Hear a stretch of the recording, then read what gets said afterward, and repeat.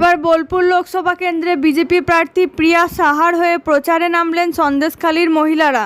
আর এই মহিলারা নিজেদের কার্যত সন্দেশখালীর নির্যাতিতাদের প্রতিনিধি হিসেবে দাবি করে বিজেপি প্রার্থীর হয়ে প্রচারের পাশাপাশি তুলে ধরেছেন নির্যাতনের কাহিনীও। সেই মতো শনিবার বিকেলে নানুর বিধানসভার কিন্নাহারে বিজেপি মহিলারা মোর্চার কিছু কর্মীদের নিয়ে এক বৈঠকে বসতে দেখা গেল তাদের। সঙ্গে ছিলেন প্রার্থী প্রিয়া সাহাও। বিজেপির বোলপুর সাংগঠনিক জেলা সভাপতি সন্ন্যাসীচরণ মণ্ডলের বাড়িতে সংরক্ষণ স্থানে এই বৈঠক হয়। আর সেখানেই সন্দেশখালীর মহিলারা বলেন, অত্যাচার নির্যাতনের কথা তুলে ধরতেই এখানে আসা। এদিকে বিজেপির বোলপুর লোকসভা কেন্দ্রের প্রার্থী প্রিয়া সাহা অবশ্যই দাবি করলেন, নারী শক্তি মাতৃশক্তি জাগরণ ঘটেছে, তার প্রতিফলন আগামী নির্বাচনে দেখতে পাওয়া যাবে। আসুন দেখে নিই সেই চিত্র। খবর বীরভূমের পর্দায়। বীরভূম কিন্নাহার থেকে নিজস্ব প্রতিনিধির রিপোর্ট।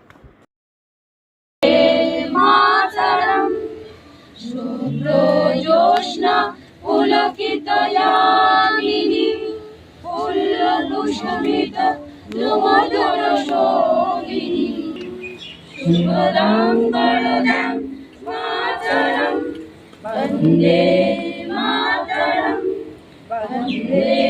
মাতরম। ভারত মাতা কি জয়।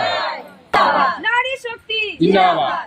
বন্দে মাতরম বন্দে মাতরম। বিজেপি বিজেপি জিন্দাবাদ। বিজেপি বিজেপি জিন্দাবাদ। আপনাদের এসেছেন এখানে খুব কষ্ট করে। আজকে এখানে মহিলা মোর্চার একটা সম্মেলন হচ্ছে। এখানে সন্দেশখালী থেকে আমাদের মায়েরা দিদিরা এসছে।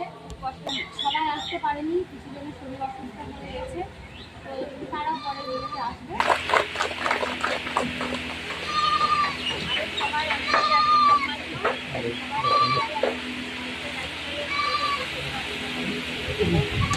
অভিনন্দন সেদিনই ঠিক হবে যেদিন এই মানে এই কলঙ্কিত সরকার আমাদের বাংলাদেশ প্রতিষ্ঠা করে, সেদিনই অভিনন্দন সবাই আমরা জানাই। যাই হোক, আপনাদের কাছে যোগ্য আমাদের প্রোগ্রাম শুরু হবে।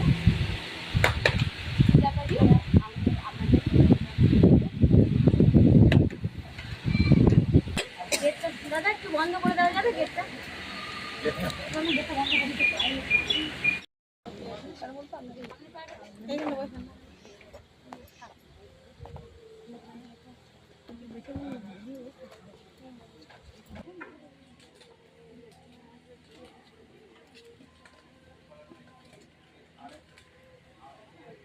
নিয়ে নানুরের মাটিতে এবং সেখানে মহিলা মোর্চার মিটিং করছেন এবং মহিলাদেরকে কি বার্তা দেবেন? সন্দেশখালী মহিলাদেরকে নিয়ে বার্তা দেবেন। দেখুন, আমরা যে সংকল্প নিয়ে নেমেছি, আমাদের একটাই সংকল্প যে এই টিএমসি সরকার অত্যাচারী সরকার, ধর্ষিত সরকার, সেই সরকার একজন মহিলা মুখ্যমন্ত্রী। তো সেই জায়গায় দাঁড়িয়ে একজন মহিলারাই পারে একটা মহিলা মুখ্যমন্ত্রীকে উৎখাত করতে। তাই আমরাও মাতৃশক্তি আজ নানুরের বুকে এসে এটাই আমরা বার্তা দিতে এসেছি যে আগামী দিনে তারাও সতর্ক হন, মাতৃশক্তি জাগরিত হয়েছে। কতটা প্রভাব পড়বে মনে করছেন? দেখুন, আমি আজকে যেখানেই প্রচারে যাচ্ছি, গ্রামে গঞ্জে বলুন, শহরে বলুন, ওনাদের একটাই দেওয়াল লিখন দেখতে পাচ্ছি, যেটা ওনাদের মূল লক্ষ্মীর ভাণ্ডার। ওনাদের স্বাস্থ্য, শিক্ষা, চাল চুরি, দুর্নীতি, রেশন দুর্নীতি, কি চুরি নেই, কোনটার নাম করব না আমি। সব জায়গায় ওনাদের চুরি দুর্নীতিতে ভরপুর। তাই ওনাদের এখন একটাই সম্বল লক্ষ্মীর ভাণ্ডার। কিন্তু অন্যদিকে আমরা কি দেখছি, আমার সন্দেশখালীর মায়েরা যেখানে এখানে উপস্থিত হয়েছেন, ওনাদের বক্তব্য আপনারা শুনলেন। সেখানে আমাদের মায়েদের বোনেদের ওপর কিভাবে অত্যাচার করা হয়েছে, কিভাবে দিনের পর দিন তাদের ধর্ষিত করা হয়েছে, তাদের রাত 12টার সময় ডেকে নিয়ে টিএমসি গুন্ডা বাহিনী, শাহজাহানের মতো গুন্ডা বাহিনীরা কিভাবে তাদের ওপর নির্যাতন করেছে এবং তাদের ইচ্ছা মতো তাদেরকে ব্যবহার করেছে। এর থেকে লজ্জার আর কি হতে পারে? আমাদের মাননীয় মুখ্যমন্ত্রী একবারও এটা নিয়ে মুখ খুলেছেন? আমরা মহিলারা এখানে ওনাকেও এই প্রশ্নটা রাখতে চাই যে উনি মহিলাদের জন্য কি স্বাধীনতা দিয়েছেন। আজ আমাদের 75 বছর স্বাধীনতার কথা আমরা বলছি, কিন্তু আমরা কেন আজও স্বাধীনতা পেলাম না? কেন মহিলারা নির্যাতিত হবে? অন্য পাশের দেশে যখন আমাদের মহিলারা নির্যাতিত হয় তখন তিনি চলে যান ছুটে সেই কথা তুলে ধরার জন্য, কিন্তু নিজের রাজ্যে যখন এই হচ্ছে অত্যাচারিত, তখন ওনার মুখে একটাও কথা নেই। তখন তিনি দিদি নাম্বার 1-এ গিয়ে রচনা ব্যানার্জির সঙ্গে নৃত্য করছেন, আর ওইদিকে সন্দেশখালীর মায়েরা তখন মুখ খুলছেন, প্রতিবাদী হয়ে গর্জে উঠেছেন। এই প্রশ্নটা ওনাকেও আমাদের মাতৃশক্তি দ্বারা বলতে চাই যে যিনি মা মাটি সরকারের কথা বলেন, তিনি কেমন মা, কেমন মাটিকে, কেমন মাটিতে উনি আমাদের মায়েদের রক্তাক্ত করছেন, কিভাবে ধর্ষিত করছেন, সেটার দিকেও যেন নজর দেন। আর বেশি নজর না দিলে ভোট বাক্সে তার প্রভাব পড়বে। আমাদের মাতৃশক্তি থেকে, আমাদের যুব সমাজ থেকে, আমাদের গরিব থেকে, কৃষক থেকে সকলেই জাগরিত হয়েছে। ভোট বাক্সে তার জবাব দেবে। 13ই মে আমাদের ভোট, 4 এপ্রিল আমাদের গণনা। সেই গণনার দিনই আপনারাও দেখতে পাবেন যে ভোট বাক্সে তাদের জবাব কিভাবে দেয়। দিদি, কতটা প্রভাব পড়বে এই সন্দেশখালী থেকে মহিলারা আসছে? দেখুন, আমাদের মায়েরা বোনেরা যেভাবে অত্যাচারিত হয়েছে সেই কথা ওনাদের তুলে ধরছেন এবং কিভাবে ওনারা রুখে দাঁড়িয়েছেন শাহজাহানের মতো এক গুন্ডা বাহিনীর সম্মুখীন হয়ে। সেই অত্যাচারের কথা যখন আমাদের মায়েদের বোনেদের তুলে ধরছেন, ওনারাও নিজেরাও সেইভাবেই নিজেদেরকে গুছিয়ে নিয়েছেন এবং ওনারাও তৈরি হচ্ছেন আগামী দিনে আমাদেরও বোলপুর লোকসভায় যদি কোনো রকম অত্যাচার করতে আসে তারাও কিভাবে জবাব দেবে তার জন্য তৈরি হয়ে গেছে। দিদি, আজ সন্দেশখালীর মহিলাদেরকে সামনে রেখে এই মহিলা মোর্চা সভা থেকে কি বার্তা দেবেন? একটাই বার্তা দিতে চাই, আপনারা সাবধান হয়ে যান। মাতৃশক্তি জাগরিত হয়েছে, আপনাদের উৎখাতের সময় এসেছে। একটাই কথা বলবো যে বিজেপির গর্জন, তৃণমূলের বিসর্জন। আসলে সন্দেশখালী থেকে আমরা এখানে এসেছি,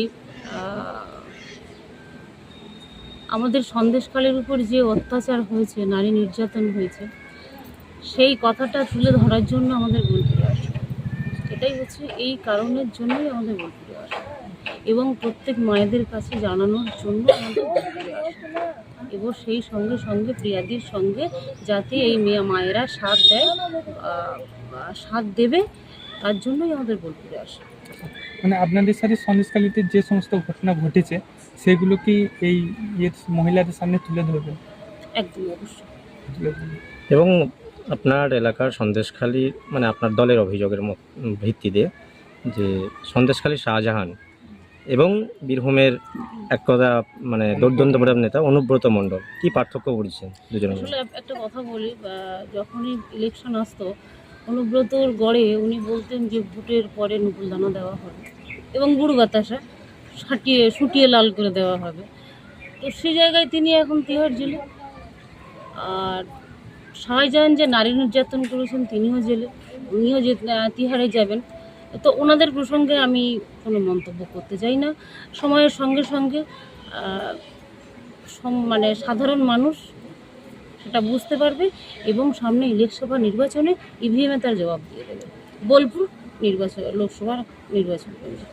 দিদি, আজ নানুরের মতো একটা জায়গায় আপনারা মহিলা মোর্চার মিটিং করছেন, তা কেমন লাগছে? মানে কি পরিস্থিতি দেখতে পাচ্ছেন এখানে? ভালোই।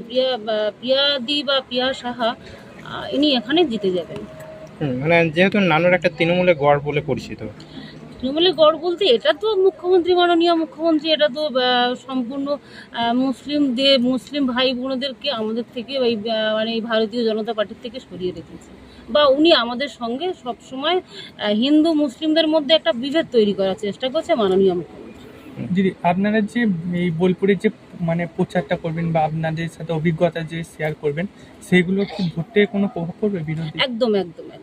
শুধু সন্দেশখালীর যে আমরা আন্দোলন করেছি, সেই সন্দেশখালীর আন্দোলন গোটা পশ্চিমবাংলা তথা ভারতবর্ষ টনক নড়িয়ে দিয়েছে।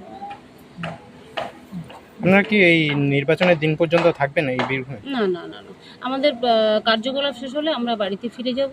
আবার সময়সূচি করলে আমরা হয়তো অন্য জেলায় যাব যখন আমাদের প্রয়োজন মনে হবে। আমরা এখানে কোনো জেলায় আমরা কোনো নেতৃত্বের প্রয়োজনে যাচ্ছি না।